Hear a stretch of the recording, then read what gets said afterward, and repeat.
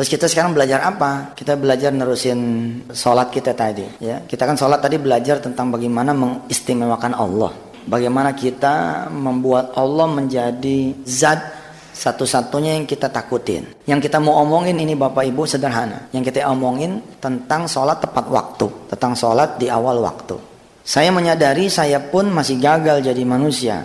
Khususnya ketika saya berhadapan dengan panggilan Allah yang kadang-kadang kita tidak kuasa. Kita punya urusan membuat kita tidak mampu sholat tepat waktu. Tapi sesungguhnya itulah kelemahan kita. Kalau kita tidak mampu mengendalikan pekerjaan, berarti kita masih jadi budaknya pekerjaan. Kalau kita masih belum bisa mengendalikan waktu, berarti kita masih menjadi budaknya waktu.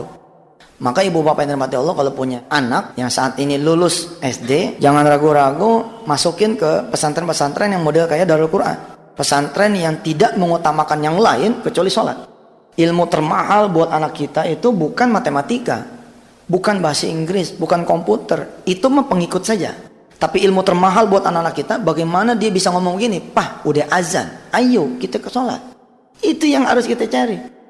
Bagaimana anak kita kemudian berdoa dengan bahasanya ketika ibu dikompres, ibu bapak dikompres.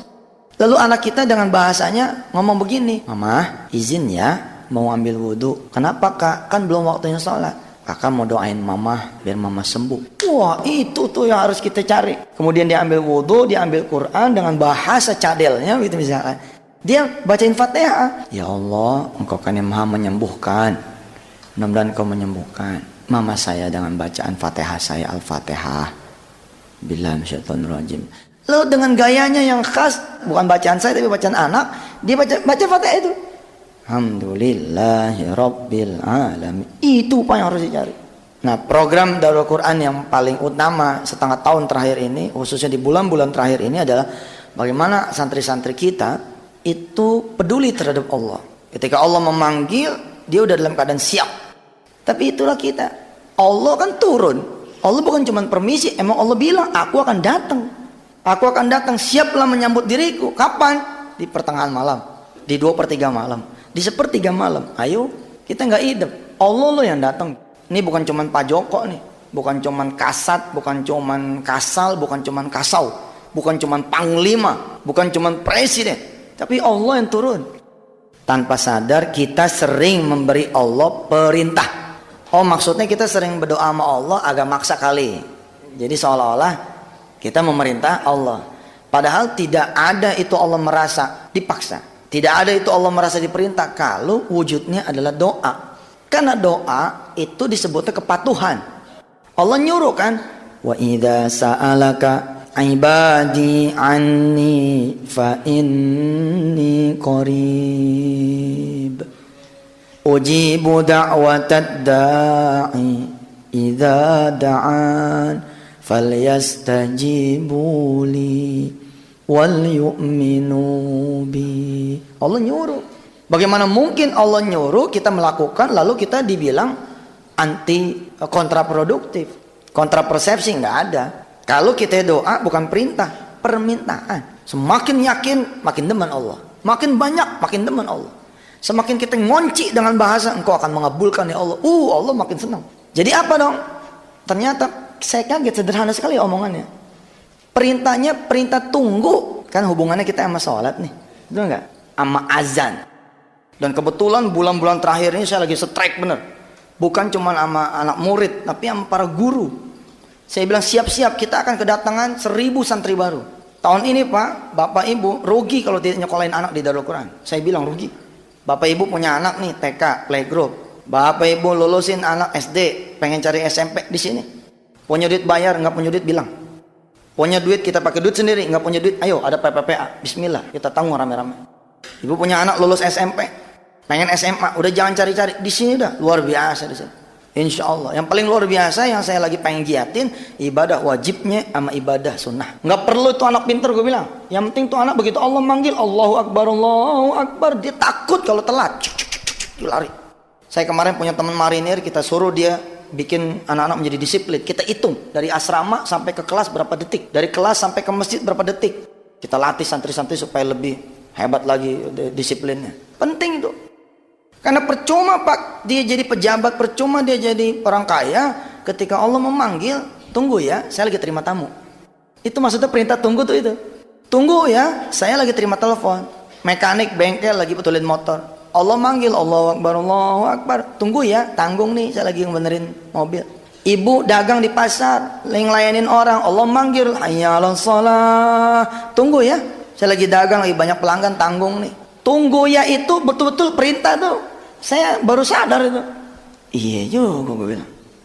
Menarik juga nih dibahas. Tanpa sadar kita sudah memberi Allah perintah. Perintah apa? Perintah tunggu. Kadang-kadang kelamaan Allah nunggunya ya kan. Kelamaan apa jam 2, setengah 3. Kan Allah kan, ya maaf ya dalam tanda petik. Kayak kita kan kita jadi mikir kan. Kita yang ngangkat si fulan. Ya, mimpin kita punya salah satu perusahaan. Terus kita panggil. Nggak datang. Apa yang terjadi coba? Bukan main. Coba deh tuh. Kita punya anak. Anak kita panggil, kakak, papa, emang lihat apa? Kakak lagi sibuk. Ih, kakak, kok bisa ngomong kayak gitu? Papa, kalau manggil sekali aja. Kakak juga denger, tapi kakak lagi sibuk. Paham nggak? Bukan main. Sadar nggak sadar kita begitu loh pak, sama Allah gitu gitu. Apakah saya sebagai pemimpin pesantren ini memberlakukan itu lalu tidak melakukan? Bismillah, hayo. Maka saya bilang jangan gue sendirian dong, hayo nama-nama. Dan memang berasa betul. Mengutamakan Allah itu luar biasa. Coba ya, kalau kita jadi majikan, sopir kita nih. Saya punya sopir Sariman. Kita panggil nih Sariman. Sariman, siapa? Udah di samping. Udah di samping, kira-kira gimana tuh saya sebagai majikan? Allah manggil nih, Allahu Akbar, Allahu Akbar. Kita udah jawab, Allahu Akbar, Allahu Akbar, Allahu Akbar, Allahu Akbar. Udah ada. Hayya 'alas shalah, udah ada di situ. Kira-kira Allah senang gak tuh? Kita bukan menunggu dunia, tapi yang kita tunggu rajanya dunia. Kita bukan menyambut bos kita, nggak ada urusan. Bos kita kalau telat di belakang dia. Apa karena dia bos kita lalu dia harus ada di depannya imam? Ada satu tempat dimerekin lagi VVIP. Wow, ya nggak sah sholatnya dia. Belakang. Hayya 'alal falah, udah datang. Coba saya panggil, Sariman, mana Sariman? Kita cari ke kolong meja dia nggak ada. Nggak ada, mobilnya pun nggak ada. Kita telepon nih, mailbox. Nomor yang ada 7 sedang digade. Wah, ini mah ceritanya nih. Nomor 1 yang udah saya pasti cabut handphone dulu. Lu gua kasih handphone percuma lo. Gua panggil lu nggak nyaut. Pas saya nih marah nih Merohim, marah sama Jamil, marah sama Hendy. Orang lain lu boleh silenin, gua lu jangan silenin juga dong. Kan handphone ada fasilitasnya sekarang yang mengenal, auto detect siapa-siapanya, ada spesial ringtone gitu kan. Orang lain lu boleh silent, gue jangan dong. 24 hours lu harus buat gue. Oh iya pak, saya komandan di sini. Marah betul saya. Saya hubungin satu-satu, nggak ada yang jawab. Bukan main saya bilang ini. Yang terjadi apa? Ya gue kumpulin, sini lu kumpul. Bagaimana ceritanya nih? Handphone kita kasih malah nggak aktif. Kita kan buat umat. Kalau kita buat umat handphone, kalau gue sih mau wajar dah. Kita bukan operator. Kalau bapak ibu nelpon saya nggak diangkat, ya tolong maklumi. Tapi kira-kira filosofi kayak gitu. Nggak ada permakluman kan di urusan hierarki gitu. Mana ada permakluman? Yang ada konsekuensi. Kalau kita emang prajurit, emang layaknya kita sama panglima itu luar biasa. Kalau emang kita masih jadi buruh sama majikan ya wayahnya. Kalau emang kita masih jadi karyawan ya sama pimpinan wayahnya gitu. Bayangin kita hambanya Allah, sama Allah. Dia siapa? Alhamdulillahi Rabbil alamin. Dia itu Allah yang punya alam ini. Maka program disetel. Saya kan celaka nih bu, pak. Alhamdulillah dibalik karunia Allah, Allah bikin saya punya prajurit-prajurit di pesantren bekerja di tempatnya masing-masing. Tapi ada satu yang dilupakan, yaitu markas besar yang namanya masjid. Ini rupanya nggak ada yang ngopenin. Ya, kira-kira nih setengah tahun yang lalu kejadiannya. Saya juga merasa berdosa. Saya subuhan bersama aja di bulan puasa kemarin itu cuman 1 hari. Dan kemarin saya tidak bisa tarawih berjamaah di sini karena saya keliling terus. Lalu kemudian saya ngerem. 2007 tuh saya ngerem. G5, 4, 3, 2, 1. Nah di gigi 3 saya bisa main-main ke pesantren. Begitu saya main ke pesantren, azan, anak-anak pada jalan. Jalannya begini. Itu jalannya. Azannya udah deket ajannya nih. Ayyalal falah. Udah deket. Jalannya kayak begitu. Wah saya marah betul. Mana bisa. Ilmu itu harus mengantarkan kita kepada Allah. Kalau ilmu tidak bisa mengantarkan kita kepada Allah, bukan ilmu namanya. Rubah peraturan. Salah satu kendala kita tidak bisa sholat tepat waktu, Ustaz, karena pembelajaran masih berlangsung. Iya lu cut dong, lu delete dong. Kau diomelin sama Diknas ngomong, maaf Pak, kurikulum Bapak ini membuat anak saya jadi susah sholat zuhur. Kalau perlu nggak usah kita keluarin ijazah, kalau perlu. Dan kita tes 10 tahun yang akan datang siapa yang lebih sukses. Anak kita yang tidak berijazah tapi setiap sholat cek. Ketika orang tuanya memanggil labbaik. Ketika kemudian orang tuanya sakit dia ngangkat tangan berdoa. Ketika dia punya rezeki dia berbagi, kita tes sama anak yang dapat ijazah dan ranking tinggi, kita tes siapa yang banyak duitnya. Siapa yang lebih jaya, siapa yang lebih makmur, siapa yang lebih kuat, siapa yang bakal lebih memimpin negeri ini. Allah udah jawab, la yastawi ashabun nar wa ashabul jannah. Ashabul jannati humul faizun. Mereka itulah yang akan lebih menang. Tapi itulah kita kan takut. Makanya bahasa Quran apa coba? Di surah At-Taubah ayat 24. Qul in kana aba'ukum wa abna'ukum wa ikhwanukum wa azwajukum wa amwalun iqtaraftumuha wa tijaratun takhshawna kasadaha. Welcome to the Integral CJ's Management, Indonesia's first of commercial jockey educations, associations, and management. Nomor 1, sibuk tiada henti. Nomor 2, kita jadi orang yang kurang tiada cukup. Sibuk tiada henti. Kemudian yang kedua, kurang tiada cukup. Mestinya kan udah di levelan bangsa 5 jutaan apa. Tenang aja sih, udah tenang gitu. Santai aja Pak. Kalau dengan kita buka 10 jam cukup, ngapain kita buka 24 hours? Kalau dengan kita buka 3 jam udah cukup, ngapain kita? Nih kalau sama orang modern, salah saya ngomong nih. Jangan begitu Ustaz. Time is money. Begitu kita udah kejar-kejaran sama dunia, saatnya dunia kita genggam, hilang dunia. Kemalingan, kerampokan, sakit, anak kita yang kena narkoba. Anak kena narkoba Pak. Nangis kita Pak, kita sibuk tiada henti, gara-gara kita kurang tiada cukup, anak kita kena narkoba, siapa yang nangis? Nomor 1 yang paling nangis kita jadi ayah. Kita mulai dari salah-salahan sama istri kita. Kalau anak kita yang perempuan nih, begitu beranjak dia 14 tahun, 16 tahun, 17 tahun, hamil, nomor 1 yang paling nangis itu kita. Kalau bisa ini dunia diriwayat, dibalikin, set kita pengen jagain anak kita, set, nggak bisa, telat, sibuk tiada henti, kurang tiada cukup. Orang modern mengatakan time is money. Bagi kita betul memang time is money. Tapi time is for Allah. Waktu itu bukan untuk uang. Tapi waktu itu untuk Allah. Yang ketiga, hadiah dari Allah. Setelah sibuk tiada henti, kurang tiada cukup. Yang ketiganya ini, rugi tiada untung. Ini mesti jadi perhatian bener nih. Allah bikin bisnis kita memang kayaknya bergeraknya smooth gitu. Smooth itu. Pelan itu. Yang lain kena kerjanya luar biasa, babut, dia naiknya pertumbuhannya 10 kali lipat, 20. Tapi kita dengar, Pak udah tahu belum si Anu cerai tuh. Ya Allah, cerai. Tapi kita nambah lagi.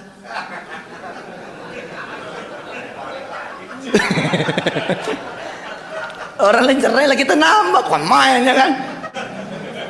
Pak, si Anu cerai tuh. Masya Allah. Alhamdulillah ya Pak ya. Kita sih punya mobil emang cuma Kijang tua yang buat ke pasar. Iya benar, yang buat jalan-jalan ini Honda terbaru. Kita hidup biasa-biasa aja Pak, tapi alhamdulillah. Pagi kita masih ngelihat anak, kita masih melihat ibu. You just smell our daughter's hair. Woi mantap nih. Kita coba cium wanginya rambut anak kita. Itu membahagiakan sekali loh. Anak kita keramas, terus kita cium dia punya rambut. Weh mantap. Bukan main. Betul gak? Coba situ pejemin mata. Situ bayangin anak situ pada mandi dengan sampo merek Darul Quran. Deki sampo, insya Allah dijamin pada gatel. Kita cium wanginya menusuk hati kita. Aduh, anak papa yang paling cantik, paling manis. Begini dong kalau jadi anak papa mah yang cantik, yang seger. Ibu itu seminggu nggak hilang tuh baunya. Coba kita begitu kita bangun pagi, ya nggak? masih kita nerima kopi dari istri kita. Waduh, indah banget. Begitu anak-anak jalan, kita lihat istri kita ini udah mandi, rambutnya basah. Nggak jadi kita ke kantor ya kan? Masuk lagi. Creating another child. Bikin anak yang lain. Masya Allah ibu. Kalau kita perhatiin Allah perhatiin kita benar. Tanya coba suami ibu, tanya dari bapak. Sepanjang 2007, 1427 Hijriah, 1428 Hijriah, sekarang udah 1429. Berapa kali kita ngajarin Yasin, ngajarin baca Quran, alif-alifan sama anak kita? Kakak udah sampai mana ngajinya? Udah jauh pak, udah ikro 3. Masa sih? Coba papa pengen dengar. Bentar ya pak, anak bangga pak digituin pak. Seneng merasa ada apa sih perhatian dari kita. Terus anak kita yang megang nih Quran. Coba baca. A'udzu billah, kak, bukan a'udzu. A'udzu billah, kakak, bukan a'udzu. Lihat papa, lihat mulut papa nih. A'udzu. Terus anak kita baca sambil ngeliatin kita.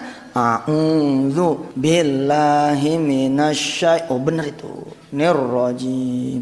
Bismillahirrahmanirrahim. Qul ya ayyuhal kafirun. Subhanallah. Kan indah hidup begitu ya. Saya pernah netes pak air mata ngajar di Wali Songo di Gunung Agung. Ada satu puisi pak, puisi berbentuk doa, rintihan seorang ayah yang dia kangen ngegendong anaknya di pundak untuk dia bawa ke masjid. Saya merinding bacanya itu. Dia bacain tuh dari atas, kurang lebih itu kalimatnya begini. Betapa indahnya fajar buat orang-orang yang bisa melihat fajar. Betapa indahnya warna langit yang memerah. Terus bait-bait terakhir, betapa indahnya saya membayangkan saya memegang tangan anak saya yang berdiri di sisi kanan saya dan memegang tangan kirinya istri saya yang berjalan di sisi kiri saya menuju masjid menyambut panggilanmu ya Allah. Terus dia bacain lagi terus sampai terakhir, betapa indahnya kalau saya ya Allah engkau izinkan bisa menggendong anak saya di atas saya punya pundak, di atas saya punya bahu untuk kemudian sama-sama menuju engkau ya Allah. Ujungnya tuh ada tulisan dari seorang ayah yang rindu memiliki anak. Artinya dia nggak punya anak gitu. Sekarang kita yang punya anak bagaimana coba? Jangan-jangan kita malah marah. Anak kita brengsek ya. Di sekolah yang di situ malah papa nih di udak-udak buat sholat mulu nih. Jangan-jangan kita malah kesel di nasihatin sama anak. Coba sekarang 2008, 1429 Hijriah, program utama kita kemarin kita sedekah ya. 2006, 2007 sedekah. 2008 nih coba nah, sholat tepat waktu. Jadilah orang yang malu gitu. Jadilah orang yang malu, Allah udah kasih banyak hal buat kita. Tapi kemudian kita tidak mampu mengatasi waktu. Kemarin pelajaran buat saya, pelajaran apa? Ini di saat kita memang lagi berusaha belajar. Saya bilang saya bukan orang yang patut dijadikan contoh, masih juga belang belentong. Tapi alhamdulillah tahadus bin nikmat, saya sudah mulai menjadi orang yang gelisah kalau tidak tepat waktu. Minimal itu dah. Jangan sampai kita lost gitu. Dia aja salat udah jam 2. Bukan, ini baru jam 2 nih. Jangan sampai kita ngomong begitu. Tenang aja pak, baru ke jam 5. Subuh kita bangun, kesiangan nggak ada rasa dosanya. Kemarin pelajaran tuh saya janjian sama dokter nganterin istri saya. Tuh dokter bilang saya cuma ada sampai jam 4. Saya ngitung nih, waduh, saya pikir wah tadi kenapa saya khotbah di CR ya, kalau saya khotbah di rumah kan pasti bisa keburu. Tapi saya tepis kan tidak ada yang berkehendak kecuali Allah. Ya lah, mudah-mudahan keburu. Tapi ada konsekuensi logis nih. Kalau saya jalan jam 2 ke Gandaria, ini bisa tepat waktu, bisa tidak. Program kita kan program pengen ngebenerin sholat tepat waktu. Iya kan? Program pengen ngebenerin. Harus saya mencari masjid. Ini faktor niat nih. Harus mencari masjid. Jadi kalau kita dulu janjian, kalau kita janjian jam 4, kita akan ngitung. Lewat jalan mana yang di situ ada masjid enak, kita mampir. Dulu kan kita nggak ngitung nih. Sekarang masukin di hitungan. Sebab di jam itu, di jam 3 lewat 10, kalau memang sekarang kan asarnya jam 3 lewat 20. Jam 3 lewat 10 kita udah ambil ancang-ancang masjid mana yang kita bakalan mampirin. Pak, ini faktor niat. Hingga kemudian datang waktu maghrib, dia terusin ke isya, baru dia pulang. Indah, apa yang terjadi pak? 7 hari Allah pindahin kerjanya. Mikir dia, wah begini ya. Ada lagi jamaah yang cerita, ketika dia beriado itu sholat benar-benar dia tepatin, dia punya waktu. Itu kejadian-kejadian unbelievable terjadi. Dia janjian sama orang gak ketemu pak. Dia pikir udah hilang nih, udah bangsanya hilang. Dia sholat nih, set. Di barisan sholat. Lah kan orang kalau konsen kan nggak kenal siapa kanan kiri pak. Kalau orang konsen nggak tahu siapa kanan kiri sampai kemudian salam kan. Begitu salam kan kita biasa salaman tuh. Salaman, bapak di sini. Iya. Rumah anak kan di sini dekat. Coba pak. Kita dijamu di pimpinan proyek di rumahnya. Itu Allah tuh. Dia dijamu di pimpinan proyek di rumahnya. Padahal dia anggap dia, udah gak bakal ketemu. Ada anak muda, dia janjian jam 11 di Wisma Nusantara. Malamnya neneknya ngomong, bangun malam, supaya Allah bikin urusan jadi enteng. Temuin Allah dulu sebelum nemuin orang. Dia temuin Allah, rupanya anak baru sholat malam. Jadi habis subuh dia tidur lagi ngantuk. Telat pak, telat datangnya. Dia naik 78, bukannya turun di Sudirman, malah turun di Arion. Kaget dia bukan kepala, begitu bangun melek di Arion. Waduh, jamnya 11 pak, jamnya juga jam 11. Bisa kayak gitu tuh. Masih ada waktu tapi udah keringetan sudah di Arion. Dia pikir wah telat. Dia udah mau pulang kan naik mobil yang sama tuh. Dia nyebrang ke depannya. Naik bus lagi pak. Sampai di daerah-daerah Cempaka Putihan kalau tidak salah dia cerita itu. Naik seorang bapak. Lama-lama ngingser ke tengah. Dikasih duduk sama dia. Pak silakan duduk. Oh jangan adik aja duduk. Gak apa-apa bapak aja. Duduklah dia nih dengan dasi taruh turun satu kancing. Udah aut-autan. Ditegur mau kemana pak? Mau ke Sudirman. Di mana Sudirman ya? Wisma Nusantara. Oh saya juga mau ke situ pak. Ngapain ada ke situ? Ada panggilan kerja pak. Tapi ini saya telat pak. Nggak sari-sarinya saya sholat malam semalam sholat malam. Akhirnya ngantuk. Saya jalan habis subuh. Bisa ketiduran sampai di Arion. Oh panggilan kerja di lantai berapa? Lantainya sih nggak paham pak. Nanti baru sampai sana baru saya mau tanya kantor di sebelah mana. Nggak tahu si anak ini. Penginterviewnya itu dia. Bener pak itu kejadian masya Allah itu. Pokoknya kalau kita datang ke Allah, Allah cariin buat kita. Allah pantesin. Tapi kalau kita nggak datang ke Allah, Allah bikin kita jadi jauh. Ceritalah kemudian si bapak ini kenapa dia bisa sampai naik bus. Mobilnya itu bannya betus. Sederhana kan Allah bikin betus bannya. Lah kunci mobilnya kemarin sore dibersihin. Bersihnya sebersih-bersihnya. Tuh kunci mobil nggak dinaikin ke atas.